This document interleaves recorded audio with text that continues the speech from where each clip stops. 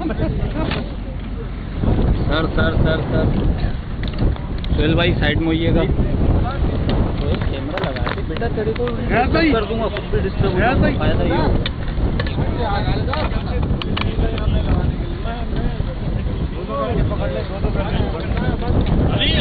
रामनाथ भाई जल्दबाजी नहीं करो, बाइक खड़ी कर देना, कहाँ गई वो चला गया। सर ये भी ले लिए, बिठा दो।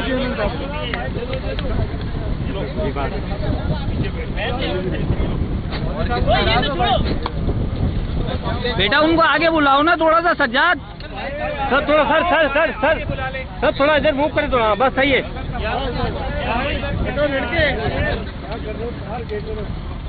ये ले यार, ये भेड़िया भेड़िया भेड़िया भेड़िया नहीं नहीं बिठाओ, नहीं पता नहीं कितनी देर की बात कर रहे हैं। अंजुम भाई अपने बंदे का भी ख्याल रखो यार। ये अंजुम भाई, अंजुम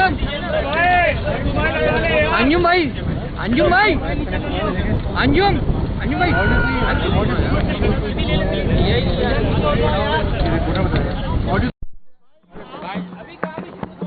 यार इसको दे दे, इसको दे दे, इनको दे दे यार। ये भाई शायद भाई देखना है, ये सही है भाई, अब सही है, आराम से यार, सही है। क्यों करे जी भाई, डीजी पोर्ट जी चेयरमैन साहब, रेडी है भाई, क्यों करवाओ? बिस्मिल्लाह रहमान रहीम। चल माइक खुल गया तो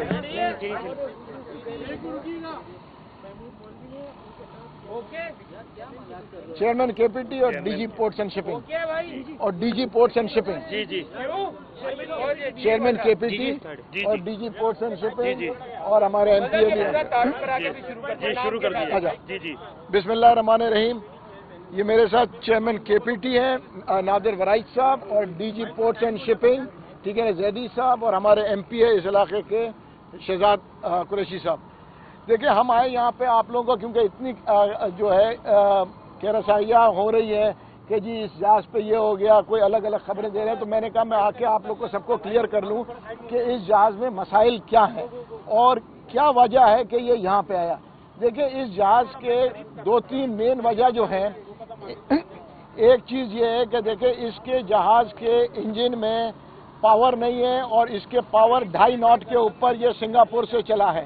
ये जहाज 2.5 नॉट के ऊपर सिंगापुर से चला, जबकि इसको 12 नॉट होना चाहिए था। उसके बाद ये यहाँ पे आया, इसने क्रू को चेंज किया, क्रू चेंज करने के बाद क्रू चेंज करने के लिए बाहर ही आके खड़ा रहा। उसके बाद ये जब उसने 17 तारीख को कहा कि जी मैं जा रहा हूँ और ये चला गया, उसके एजेंट इस वक्त जो थे जनरल शिपिंग थे, जहाज हमारे हिसाब से सेल आउट हो गया। दूसरे दिन ये जहाज मालूम पड़ा कि यहाँ पे आके खड़ा हो गया। उसने कहा कि जी यहाँ पे मैं खड़ा हो गया क्योंकि मेरे इंजन में प्रॉब्लम है। इंजन में प्रॉब्लम होने के बाद उसका एक एंकर, उसके दूसरे दिन उसका एक एंकर गिर जाता है। उस एंकर के गिरने के बाद उसको भी उसने जो है रिपोर्ट नहीं किया। फिर उसके बाद उसका दूसरा एंकर गिर जाता है। जब दूसरा एंकर गिरता है तो वो मैसेज देते हैं जो कि ईद का दिन है। देखिए पोर्ट जो है सिर्फ 2 दिन बंद होता है, एक जो है क्या बोलते हैं ईद के ऊपर और दूसरा जो है, दूसरा कब बंद होता है? दोनों ईदों के ऊपर, सॉरी दोनों ईदों के ऊपर ये पोर्ट बंद होता है। इसके अलावा पोर्ट 363 दिन खुला होता है। जब ईद के रोज इसने मैसेज दिया कि जी ये इसका ये है, इसने जो मैसेज दिया कि जी मैं ड्रिफ्ट कर रहा हूँ, ड्रिफ्ट ये ऑलरेडी कर चुके थे और ये जो बात कर रहे हैं देखें इसको ये ड्रिफ्ट कर चुके थे और जब तक हम इस वक्त आए ये शैलो वाटर्स में आ चुके थे। जब ये शैलो वाटर्स में आ गए थे तो वहाँ से निकालना इसका मुश्किल थे। और देखें मैं आपको फिर बता रहा हूँ कि इसको ये जो है इसके मालिक की काफ़ी गलतियाँ हैं और जिसको आज हम अपने मुल्क के हिफाजत करने के लिए, क्योंकि हमारे साहिली पट्टी के लिए हमने ये इंस्ट्रक्शंस जो है दे दिया है कि इसमें जितना तेल है जो कि 100 से 125 टन तेल है उसको हम निकाल के रखेंगे, क्योंकि इस जहाज को निकलने में इस वक्त भी हाई टाइड के ऊपर मेरे ख्याल से अगर ये निकला तो ये 15 तारीख से पहले नहीं निकलेगा, 15 अगस्त को। मगर सेफ्टी मेजर्स के लिए हम इसका जो तेल है वो हम निकलवा के रख रहे हैं ताकि खुदा न खास्ता अगर कोई चीज़ और टूट फूट हो तो साहिल के ऊपर तेल ना गिरे। तीसरी चीज़ ये है कि हमने जो इब्तदाई तहकीकात में मालूम पड़ा है कि ये जहाज़ के मालिक एक ईरानी हैं जो कि ईरान में रहते हैं और कंपनी उन्होंने दुबई में बनाई है। पीएनआई क्लब को हम ट्रेस कर रहे हैं, तो पीएनआई क्लब जो है वो भी जो 15 टॉप पीएनआई क्लब है उनमें से कोई भी नहीं है। उनके यहाँ पे जो एजेंट है वो भी उनको देख रहे हैं, सैल्वेज वालों को भी जो है हम कांटेक्ट कर रहे हैं। तो इसमें ये है कि हम पूरे मेजर्स ले रहे हैं कि साहिल समंदर के ऊपर एक कतरा तेल ना गिरे। कल हमारे डीजी पोर्ट्स एंड शिपिंग ने इंस्ट्रक्शन देने के बाद एमएमडी ने इसके सर्वे किया, इसके हल और इसके इस वक्त जो चीज़ें हैं वो इस वक्त इंटैक्ट हैं, तो ख़तरे की कोई बात नहीं है। हमने इस वक्त जो पनामा के जो इसके रजिस्टर्ड है, पनामा रजिस्टर्ड को हम नोटिस दे चुके हैं कि 48 घंटे के अंदर इसके ओनर्स को कहें कि कांटेक्ट में आएँ और वो ये बंकर्स को निकलवा लें, क्योंकि अगर वो नहीं आएंगे 48 घंटे में तो फिर पोर्ट जो है अपने कॉस्ट और उसके ऊपर इसके बंकर्स निकाल के रखेगी और फिर इसको 15 तारीख को जब हाई वाटर होगा, क्योंकि देखिए ये एक मखसूस दिन ही निकल सकता है कि हर रोज़ इसको निकालना मुश्किल है, क्योंकि आप देख रहे हैं ये साहिल के ऊपर आके बैठ गया है। उस वक्त हम इस पर निकालेंगे, इसको कोशिश करेंगे, अल्लाह करे ये निकल जाए।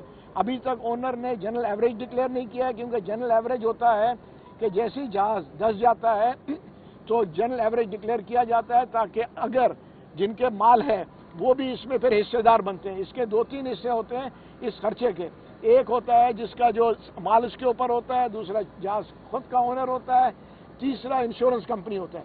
तो अभी हम देखना चाह रहे हैं कि इसके कौन आगे आएगा जो कि इसके खर्चे, क्योंकि देखें निकालने के भी खर्चे होंगे और भी बहुत सारी चीज़ें हैं। जहाज़ के ऊपर सारे पाकिस्तानी क्रू हैं जो कि चेंज हुए हैं।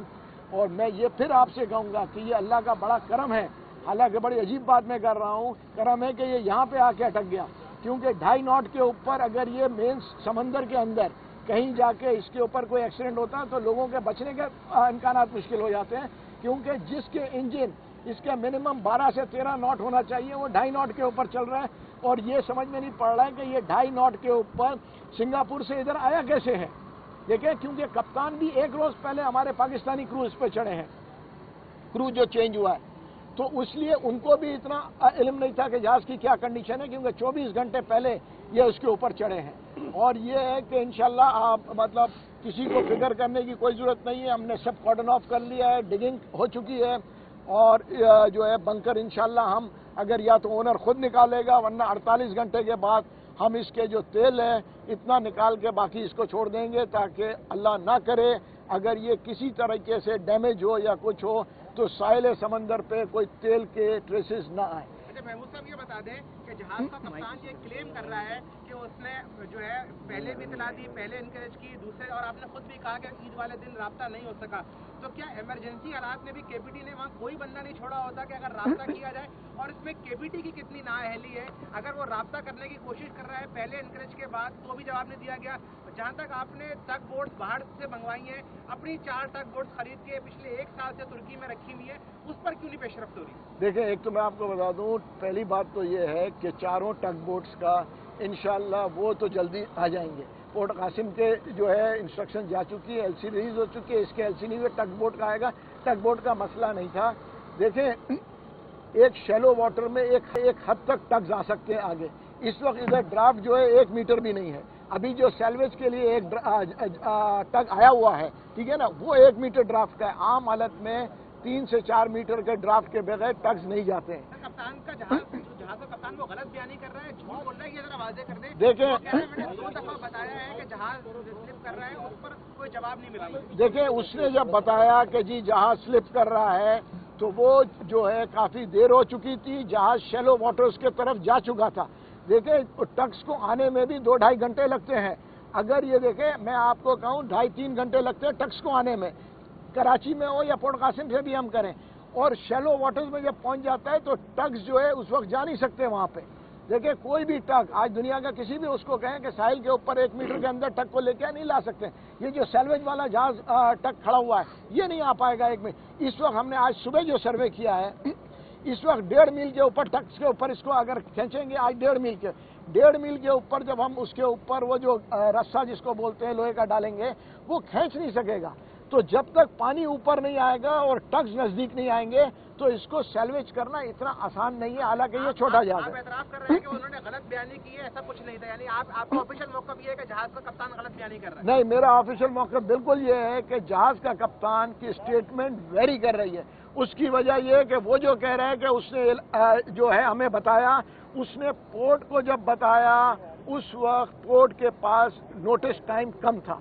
देखिए, अगर जहाज के को पता था तो जहाज इंजन ऑन क्यों नहीं हुआ इसका? देखिए, इसका इंजन ऑन क्यों नहीं हुआ? टग इसके ऊपर मैं आज आपको बताऊं, इसके ऊपर 2 टग्स जो 2 एंकर पीछे पड़े हुए हैं, उसने वो एंकर क्यों नहीं इस्तेमाल किए? जहाज के कप्तान के ऊपर इस वक्त 2 एंकर है। उनको खुद को अंदाजा नहीं था कि इसके ऊपर, क्योंकि वो नए थे तो इसलिए उनको खुद को इस जहाज के बारे में पूरे मालूमात नहीं थे। महमूद साहब, ये बताइए कि आज तक यहाँ पे हम देख रहे हैं 3 से चौथा जहाज फंसा है, कोई जहाज भी आज तक निकाला नहीं जा सका है। आपको उम्मीद है कि ये जहाज बाहिफाजत निकाल लिया जाएगा यहाँ से? देखिए, मैं काफी पुरुमीद हूँ कि ये जहाज को निकाल लिया जाएगा। उसकी वजह ये है कि जितने जहाज आए हैं वो बड़े जहाज आए हैं। ये जहाज 3000 टन का जहाज है, काफी छोटा जहाज है और इसके अंदर जो है लोडेड नहीं है, इसमें थोड़ा सा कार्गो है। ये कंटेनर भी जो आपको नजर आ रहे हैं ये खाली है, ठीक है ना। तो उम्मीद ये है कि इसको जो है नजदीक में आके जो टग्स खींचेंगे, 2-3 टग लगा के हम इसको निकाल लेंगे। यानी आप ये कह रहे हैं कि जो इसके ऊपर अभी भी 2 एंकर मौजूद है, जो साबित है वो गिरा सकता था, उसको बचा सकता था। जहाज के कप्तान की गलती सबसे ज्यादा है।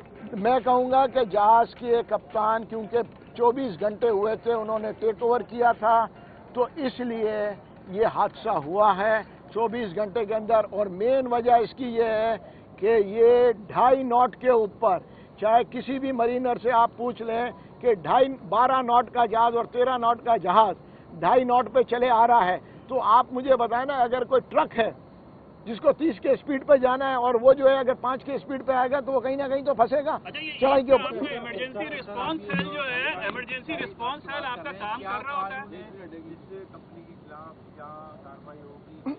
देखिए, हमने इसके ऊपर इंक्वायरी बिठा दी है।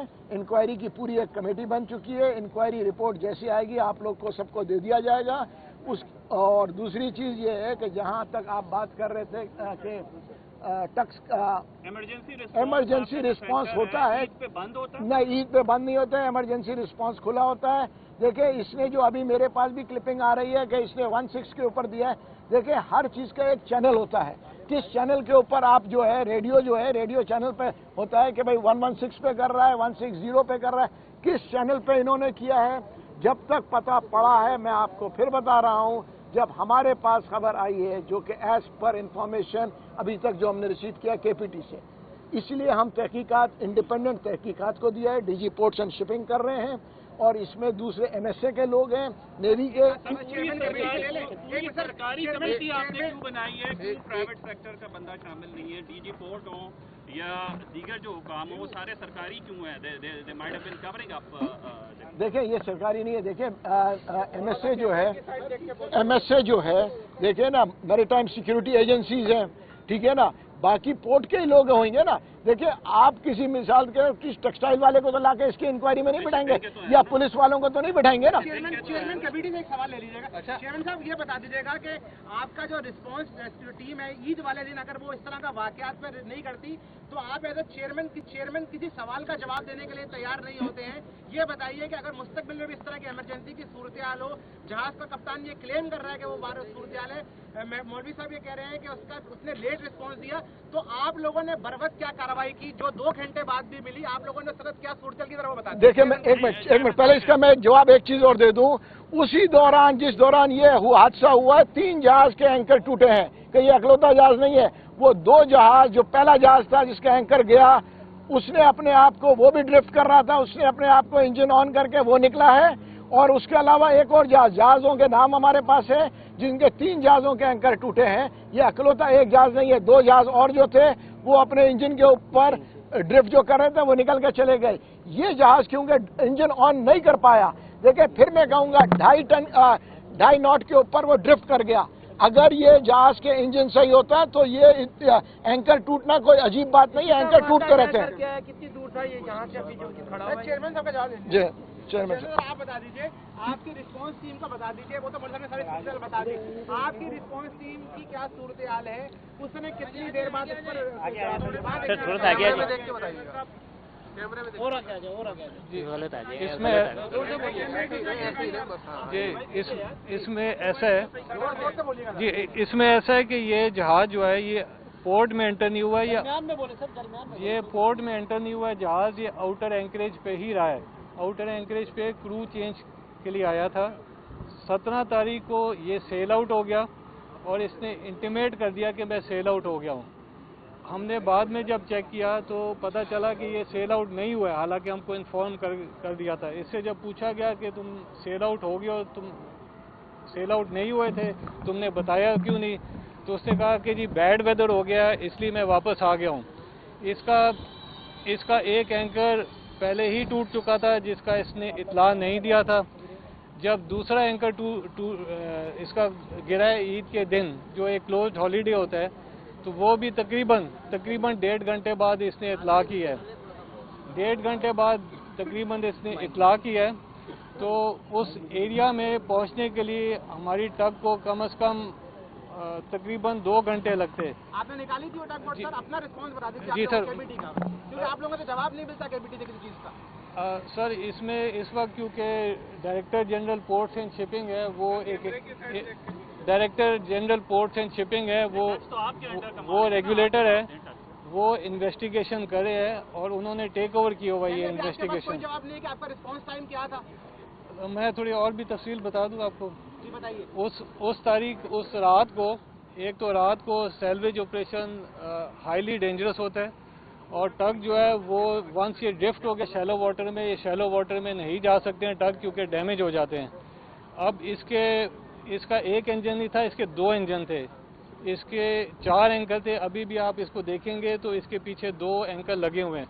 अब कैप्टन ने क्या किया क्या नहीं किया ये इन्वेस्टिगेशन ही देखेगी। उस दिन रात को 3 जहाज थे जो ड्रिफ्ट हो रहे थे। एक RORO वेसल था और जिसका एंकर टूट गया था। उसने जब आया उसने कहा जी मेरे पास सिर्फ एक एंकर है, उसने रिपोर्ट किया पोर्ट को। फिर दूसरा एंकर उसने कहा कि जी मेरा टूट गया तो मैं अभी ड्रिफ्ट कर रहा हूँ। एक और जहाज था जिसमें लूब ऑयल था, उसने भी कहा कि जी मैं एंकर लगा नहीं रहा हूँ क्योंकि बड़ा रफ और विंडी सी है तो एंकर मेरा टूट सकता है, और वो भी ड्रिफ्ट करा था। 1 किलोमीटर तकरीबन ड्रिफ्ट करा था। उसके बाद अपने इंजन पावर पे वो वापस आ रहा था। ये तीसरा वेसल था, इसने अपनी प्रॉपर इंफॉर्मेशन नहीं दी एज पर प्रोसीजर जो हमको समझ आ रहा है। बट एज आई सेड अच्छा, ये GSA शिपिंग ने आपको लेटर लिखा था जब पहला एंकर टूटा है कि इसको बर्थिंग की इजाज़त दी जाए, स्पेसिफिकली जवाब दें, because we have copy of that letter send to your operation department. तो उसका जवाब दें कि एक एंकर टूटने पे, जबकि मौलवी साहब कह रहे हैं 2.5 नॉट इंजन भी खराब हो गया हुआ था, तो why did you take that long to respond, कि वो बिल्कुल यहाँ पे आ गया तो जब आपके टग आ रहे हैं? नहीं, इसका एक एंकर अपेरेंटली एक दिन पहले टूट चुका था जिसका उसने जवाब नहीं दिया हमको, जिसका इंटीमेशन नहीं की। इजाज़त क्यों नहीं दिया? वो ऑलरेडी आउटर एंकरेज पे था, उसने अंदर आने के लिए हमसे रिक्वेस्ट नहीं किया। ये आउटर एंकरेज पे रहा है, ये क्रू चेंज के लिए आया था। सर मांगी थी बर्थिंग की इजाजत उससे? ये अभी कुछ चीजें हैं क्योंकि DG पोर्ट्स एंड शिपिंग सीज है। आप देख रहे हैं ना KPT आपके पास लेटर आ रहा है कि इजाजत मांगी थी या नहीं? आप इजाजत नहीं देंगे तो जहाज ऐसे ही लगेगा। बर्थिंग की इजाजत मांगी थी या नहीं? ये कुछ चीजों पे मैं कमेंट नहीं कर सकता हूँ, they are sub judice part of the inquiry. General के पास इसके वसाइल हैं जहाज को मूव करने के यहाँ से या नहीं है? इसके पास ये वसाइल है, कोई ऐसी इमरजेंसी में जहाज शिफ्ट हो जाता है, किसी का जहाज का एंकर टूट जाता है, देखिए KPT की पहली प्रायोरिटी है कि नेविगेशनल चैनल ना डैमेज होए। नेविगेशन चैनल जो है जिससे सारे शिप्स आते और जाते हैं वो डैमेज ना होए, उसको इफेक्ट ना होए। अभी आप इस जहाज़ की बात करें कि इसको सैल्वेज करने की, ये रिस्पॉन्सिबिलिटी है शिप ओनर की और ये रिस्पॉन्सिबिलिटी है शिपिंग एजेंट की। इसमें जैसे SAPM साहब ने कहा है, एक PNI क्लब होता है जो इंश्योरेंस करता है, वो स्टेप करेगा तो वो सारी लीगल फाइनेंशियल रिस्पॉन्सिबिलिटी लेगा। बट हम सारी फैसिलिटेशन और सपोर्ट दे रहे हैं। हमारा कंसर्न इस वक्त प्राइमरी कंसर्न है मरीन पोल्यूशन का। जिस दिन ये आया है हमने बूम लगा दी, ड्रोन से एरियल सर्वे कर लिया। अब आप नोटिस करेंगे रातों रात हमने मोबिलाइज किया वैक्यूएटर्स, एक्सकावेटर, शॉवल, डंपर और ये एम्बैंकमेंट बनाए हैं, दोनों साइड पे एम्बैंकमेंट्स बनाए हैं और पिट्स बनाए हैं कि गॉड फॉरबिड अगर कोई स्पिल हो जाए तो फौरन कंटेन हो जाएगा विंड के डायरेक्शन को देखते हुए। और आपको पता है कि जो टेस्टमैन स्पिरिट था वो 30,000। Thank you. चलिए रेस्क्यू ऑपरेशन हो रहा था आज, ये होगा कि नहीं होगा ये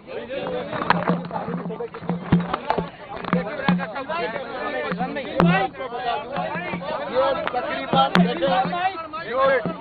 जो टाइट टेबल और इसको और टाइट टेबल वगैरह देख के हमारा देखें।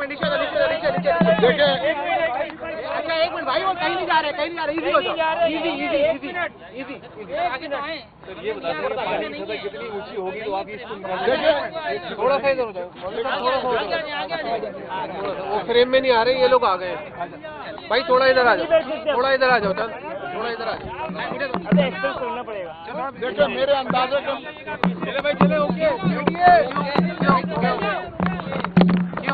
देखिए मेरे अंदाजे के मुताबिक ये 15 तारीख या 15 अगस्त या 16 अगस्त को जो है ये सैल्वेज हो, अगर ये सैल्वेज होगा तो 15 या 16 अगस्त तक होगा, अगर ये होगा, लफ्ज इस्तेमाल कर रहा हूँ उसकी। मगर ये मैं आपको बता दूं 48 घंटे के अंदर जो है हम इसमें से बंकर्स, चाहे ओनर निकाले चाहे हम लोग खुद पाकिस्तान गवर्नमेंट निकाले, बंकर्स जो है जो इसमें तेल पड़ा हुआ है 120 टन, उसकी मैक्सिमम क्वांटिटी हम निकाल लेंगे ताकि खुदा न खास्ता कोई भी हादसा हो निकालते वक्त भी ऑफलोड करेंगे, बाकी कंटेनर्स वगैरह भी नहीं कंटेनर्स वगैरह ऑफलोड नहीं होगा, सिर्फ हमें तेल की जो है तेल जो है इसमें से हम उतना निकाल।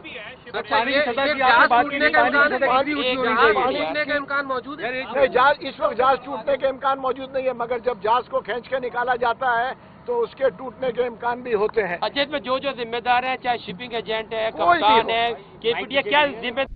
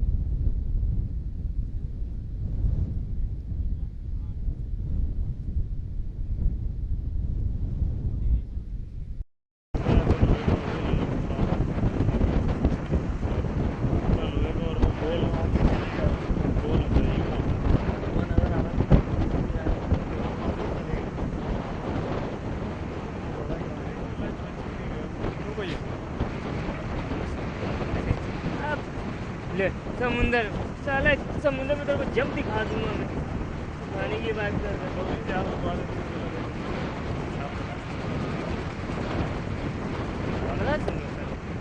अब हम तो यहाँ जम दिखा दे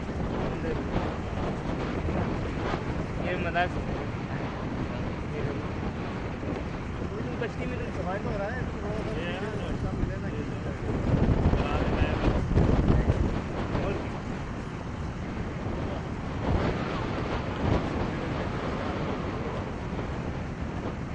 दूर तो सर्वे कर लिया